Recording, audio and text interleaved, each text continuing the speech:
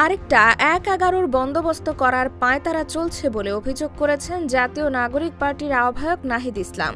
শুক্রবার ২৩ মে রাতে ফেসবুকে দেওয়া এক পোস্টে তিনি একথা বলেন। পোস্টে নাহিদ লেখেন, বাংলাদেশের রাজনীতিকে সকল প্রকার আধিপত্যবাদ থেকে মুক্ত করে স্বাধীন ও সার্বভৌমভাবে পরিচালনা করাই আমাদের লক্ষ্য।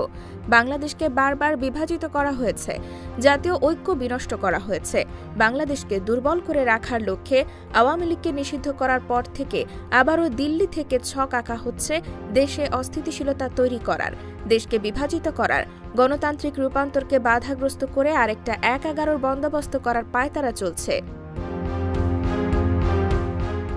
তিনি আরও লেখেন, ডক্টর ইউনূসকে জনগণকে দেওয়া সংস্কার, বিচার ও ভোটাধিকারের প্রতিশ্রুতি রক্ষা করতে হবে। ওনাকে দায়িত্বে থেকেই রাজনৈতিকভাবে সকল সমস্যার সমাধান করতে হবে।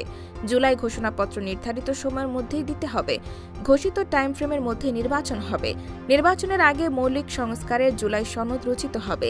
নির্বাচনের আগে জুলাই গণহত্যার বিচার দৃশ্যমান হবে এবং বিচারের রোডম্যাপ আসতে হবে।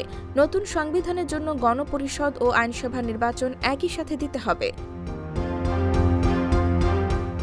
এর আগে শুক্রবার রাজধানীর ধানমন্ডির একটি হোটেলে জাতীয় নাগরিক পার্টির যুব উইং জাতীয় যুবশক্তির সারা দেশের সংগঠকদের নিয়ে আয়োজিত পরিচিতি ও সাধারণ সভায় নাহিদ ইসলাম বলেছেন, দেশে অস্থিতিশীল পরিস্থিতি তৈরির চেষ্টা চলছে। এ সময় এই ফাঁদে পা না দিয়ে ঐক্যবদ্ধ থাকার আহ্বান জানান তিনি। IBTV USA, new York.